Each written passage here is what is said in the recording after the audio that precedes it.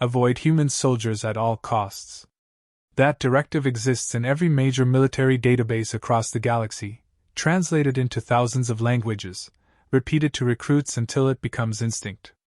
It is not phrased as a warning. It is recorded as a rule of survival. The strange part is not that the rule exists, but that no one can agree on exactly why it does. Some species describe humans as excessively violent. They cite encounters where human units continued advancing long after sustaining injuries that should have rendered them incapable of movement. They recall battles where human soldiers fought without regard for self-preservation, closing distances under impossible fire, using whatever remained functional as a weapon. To them, humans are inefficient, reckless, and dangerously unpredictable. War, in their understanding, is an equation. Humans refuse to follow it. Others do not fear their aggression. They resent their defiance. In the structured doctrines of the older civilizations, combat follows order, hierarchy, and reason. Engagements are calculated. Retreat is acceptable when probability collapses. Surrender preserves resources. Humans ignore all of it. They hold positions long after logic dictates abandonment. They advance when no advantage exists. They refuse surrender even when surrounded, even when victory has no measurable path. To those who built their empires on precision, humans are an insult to the idea of controlled warfare. There are also those who speak more quietly, their voice is shaped by something closer to memory than analysis. They do not argue about tactics. They remember moments. A human dragging an injured comrade across open ground while under direct fire. A unit returning to extract civilians from a collapsing settlement that had already been marked as a total loss.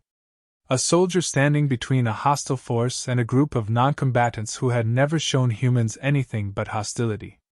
These accounts are rarely shared publicly. They complicate the narrative. Because hatred is easier when it is simple. Official records classify humans as volatile. Psychological assessments mark them as emotionally driven, prone to irrational decision-making under stress. Yet those same reports contain contradictions that are never resolved. Humans exhibit extreme loyalty to their own kind, but also extend protection to others without strategic incentive.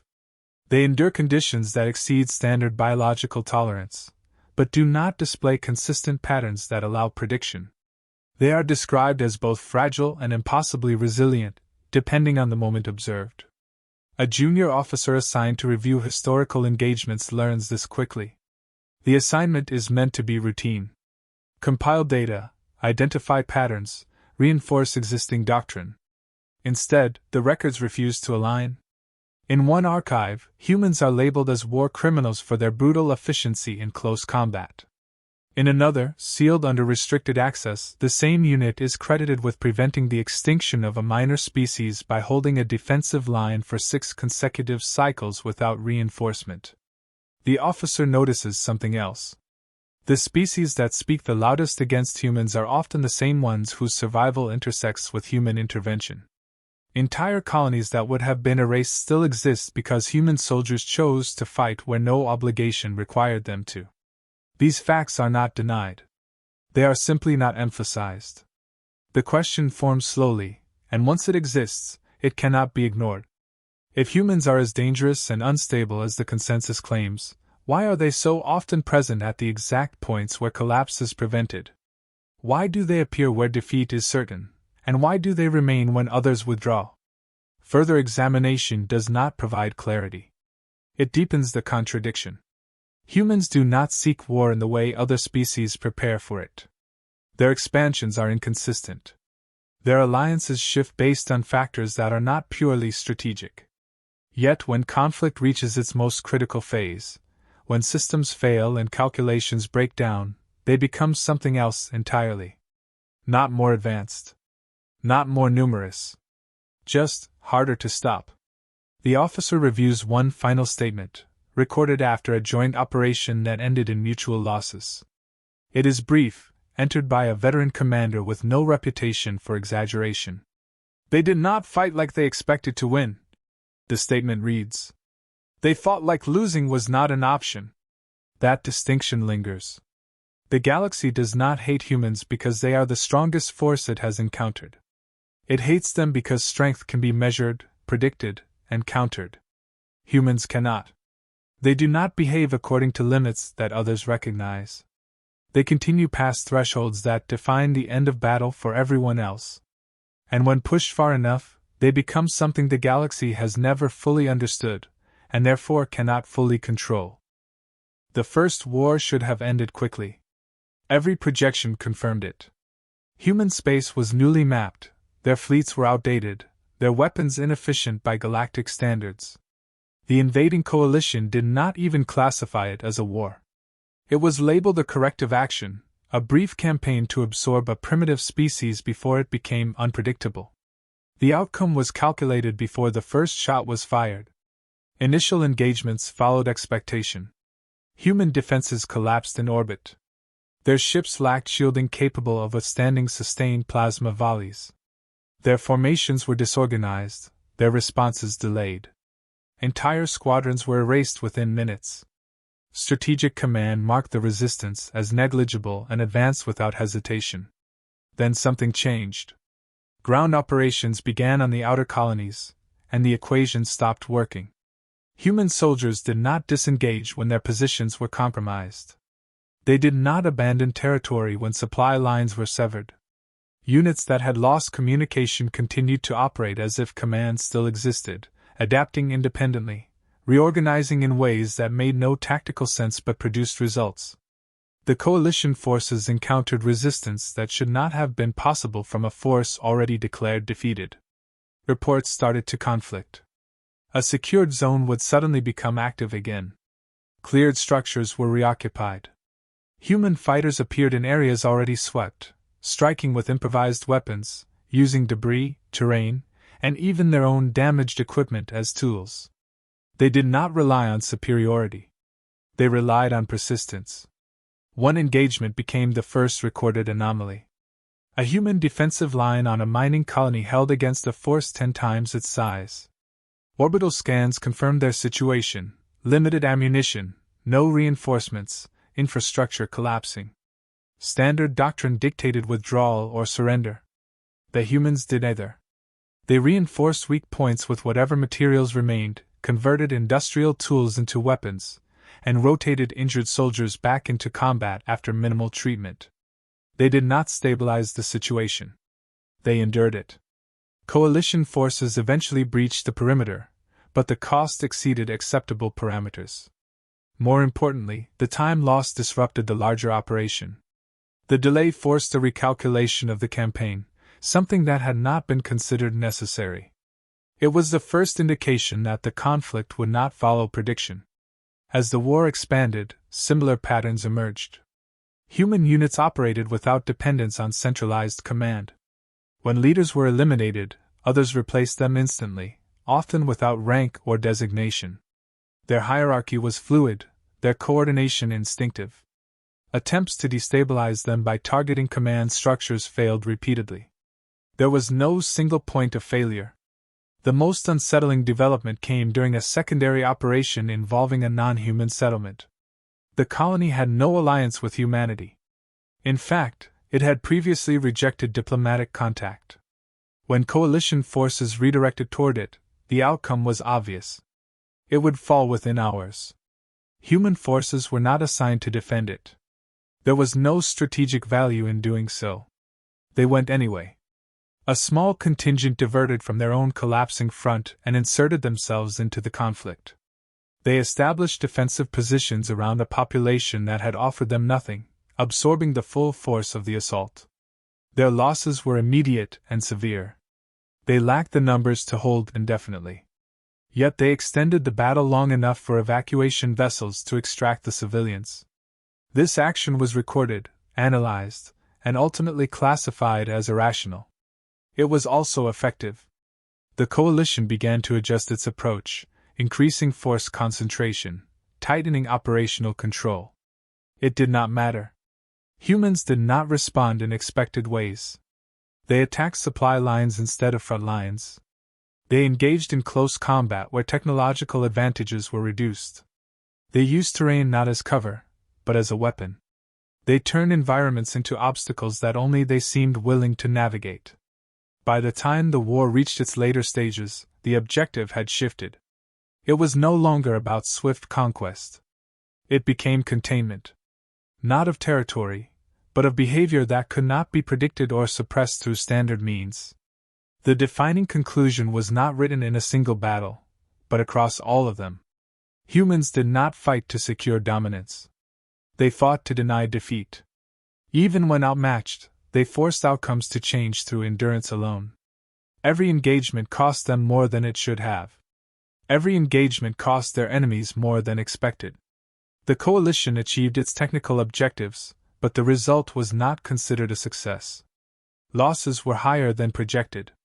Timelines were extended. Confidence in predictive models was compromised. And something else remained. A growing recognition that humans had introduced a variable into warfare that could not be removed. Not superior technology. Not greater numbers. Something far more disruptive. They refused to stop. By the time formal studies began, the question was no longer whether humans were dangerous. That had already been established. The real question was why the reaction to them went beyond fear and settled into something far more persistent. Entire civilizations that had faced greater threats, more advanced enemies, and more destructive wars did not carry the same lasting hostility. With humans, the response was different. It lingered, repeated, reinforced across generations. The investigation began with doctrine. Every major species followed some version of structured engagement. Conflict was guided by probability, efficiency, and preservation of assets. Losses were minimized where possible. Engagements were calculated to achieve objectives with the least expenditure. Humans disrupted that structure immediately. They did not optimize for survival in the same way. They accepted losses that others would consider unacceptable, not out of ignorance, but by choice. They would hold a position long after it lost strategic value, simply because abandoning it would expose others. They would commit to actions that had no direct benefit to their own forces.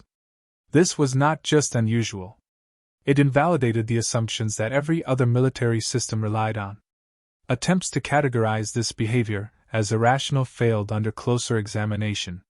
Human decisions were not random. They followed a different priority system. Survival of the group outweighed preservation of the individual. Protection of non-combatants outweighed tactical efficiency. Completion of an objective was measured not only by territorial gain, but by who remained alive at the end of it. This created a form of warfare that could not be predicted using standard models. Humans did not aim to win cleanly. They aimed to ensure others did not lose completely. The second factor emerged from comparative analysis. Advanced species depended heavily on their technology. Precision targeting, automated defense systems, predictive algorithms. Their strength came from control and optimization. Humans used technology, but they did not rely on it in the same way. When systems failed, they did not collapse with them. They adapted. They substituted.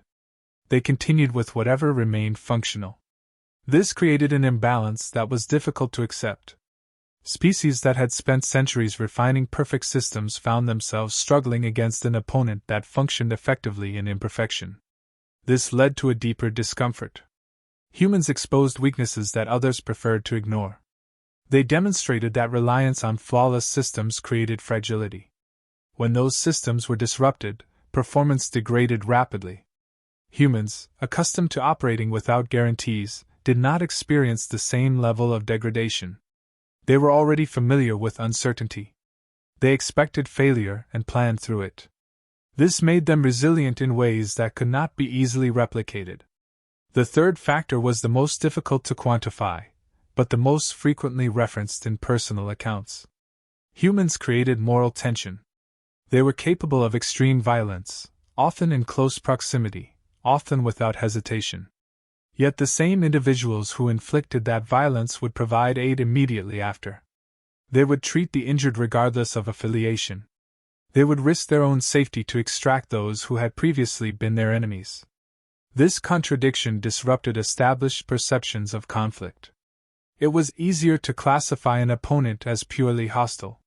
Humans did not remain within that boundary. Testimonies from veteran commanders reflected this clearly.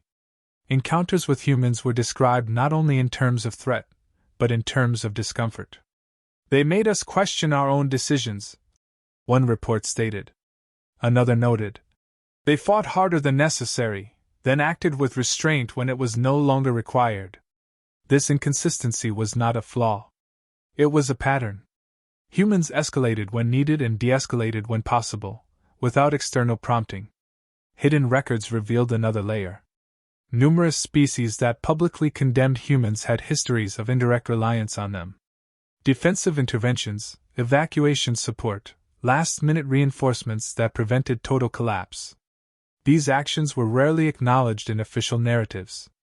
Admitting dependence would contradict the established perception of superiority. The conclusion formed gradually, supported by data but driven by interpretation. The hostility directed toward humans was not based solely on the threat they posed. It was influenced by what their presence revealed. They challenged the belief that advanced systems guaranteed control. They demonstrated that determination could compensate for disadvantage. They forced others to confront the possibility that their own methods were not as effective as assumed. The final assessment did not use emotional language, but the implication was clear. The reaction to humans was not limited to fear of what they could do in battle. It was shaped by the realization of what others could not do under the same conditions. The hatred persisted because it protected that realization from being fully acknowledged. The next crisis did not begin with humans. It began with silence. Entire systems stopped transmitting without warning. No distress calls, no battle signatures, no debris fields. Just absence. Probes sent to investigate failed to return. Long-range scans showed structures intact but lifeless, as if something had passed through and removed resistance without leaving a trace. The first fleets dispatched to assess the situation vanished in the same way. For the first time in centuries, the galaxy faced an enemy it could not measure.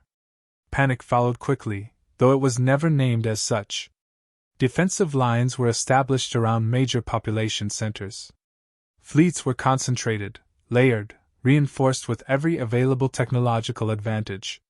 It did not matter. When the unknown force reached those defenses, it did not engage in conventional battle. It adapted faster than predictive systems could update. Weapons that had been effective in one engagement failed in the next. Shield harmonics were bypassed without repetition. Strategies dissolved the moment they were implemented. Retreat became the default response. Entire armadas withdrew to preserve what remained. Worlds were abandoned to avoid total loss. The calculations were clear. Survival required distance. No species wanted to be the last line. Humans were not part of the initial response. They were not consulted when the first fleets disappeared. They were not included in the early defensive planning. By the time their involvement was considered, the situation had already deteriorated beyond control. A council that had once dismissed them now issued a request framed as necessity rather than alliance. The human deployment was minimal. A small contingent, far below the scale of the forces already lost. No advanced reinforcement accompanied them. No experimental weapons, no new technology. Just soldiers and what they carried. To the observing command structures, it appeared insufficient to the point of irrelevance. They did not attempt to match the enemy's strength. They did not form large defensive perimeters or rely on static fortifications. Instead, they moved into areas already considered compromised. They occupied positions that had no strategic value under standard doctrine. Narrow passages, unstable terrain, locations where visibility was limited and movement restricted. Places others avoided. Contact confirmed what had been suspected. The enemy did not follow patterns. It reacted instantly, adjusting to pressure without delay. Human units responded in kind, but not through superior processing or advanced systems. They relied on constant adjustment, small-scale decisions made in real time. They did not wait for complete information. They acted on fragments and corrected as they moved. Losses were immediate. The first engagements reduced their numbers significantly. Medical extraction was limited. Evacuation was possible but declined repeatedly. Orders to withdraw were acknowledged and ignored when they conflicted with the situation on the ground. The objective was not to eliminate the threat. It was to slow it. This shift changed the engagement entirely. By forcing the enemy into confined spaces, by limiting its ability to expand without resistance, the humans introduced friction. Progress was no longer immediate. Every advance required engagement. Every movement was contested. Time, which had previously belonged entirely to the enemy, began to stretch. A single unit became the focal point of observation. Positioned at a critical junction leading to a populated system, they held a line that could not be reinforced. Ammunition ran low. Equipment degraded. Communication degraded with it. External command lost visibility but continued to receive brief, fragmented updates confirming that the position remained active. When the final transmission arrived, it was not a request. It was a confirmation. The remaining soldier had initiated a containment action using the last available resources, collapsing the passage and sealing the approach. The method ensured no survival within the immediate radius. It also ensured that the enemy could not advance through that route. The delay created by that action allowed defensive fleets to reposition, civilians to evacuate, and new strategies to be developed based on observed behavior. It did not end the threat. It made survival possible. Observers who had maintained distance throughout the conflict were forced to reassess. The humans had not introduced superior firepower or advanced tactics. They had introduced resistance in its simplest form. They absorbed pressure that would have broken other forces, not by avoiding loss, but by accepting it and continuing regardless. When the immediate phase of the crisis ended, there was no declaration of victory. There was only a recalculation of what had been prevented. Systems that should have been lost remained intact. Populations that should have disappeared were still present. For the first time, the response was not immediate condemnation or analysis. It was hesitation. Not because the outcome was unclear, but because the method could not be easily dismissed or categorized. The humans withdrew without formal acknowledgement. They left behind no claim, no demand, no alteration to their position within the galactic structure. What remained was the outcome, and the understanding that without them, it would have been different. The aftermath did not begin with celebration. It began with absence. Human units departed the same way they had arrived, without ceremony, without negotiation, without leaving representatives to claim influence. Systems that had been defended received no communication requesting compensation or recognition. There were no formal statements, no attempts to reshape political standing. They left, and the space they vacated felt unusually quiet. In the following cycles, reports were compiled across every major governing body. Data was consistent. Casualty rates, engagement durations, territorial preservation. The conclusions were precise, yet none of them addressed the underlying question that continued to surface in internal discussions. If humans had the capacity to alter outcomes at that scale, why did they remain on the margins of galactic authority? Why did they not leverage what they had demonstrated? The expected answer was control. Most species advanced by consolidating power after proving capability. Influence was the logical extension of strength. Humans did not follow that progression. Their actions in the crisis aligned with their previous patterns. They intervened where collapse was imminent, applied force until stability returned, and then disengaged. No expansion followed. No demand for strategic advantage was made. It was inconsistent with every established model of behavior. The final report submitted by the observing officer was reviewed under restricted classification.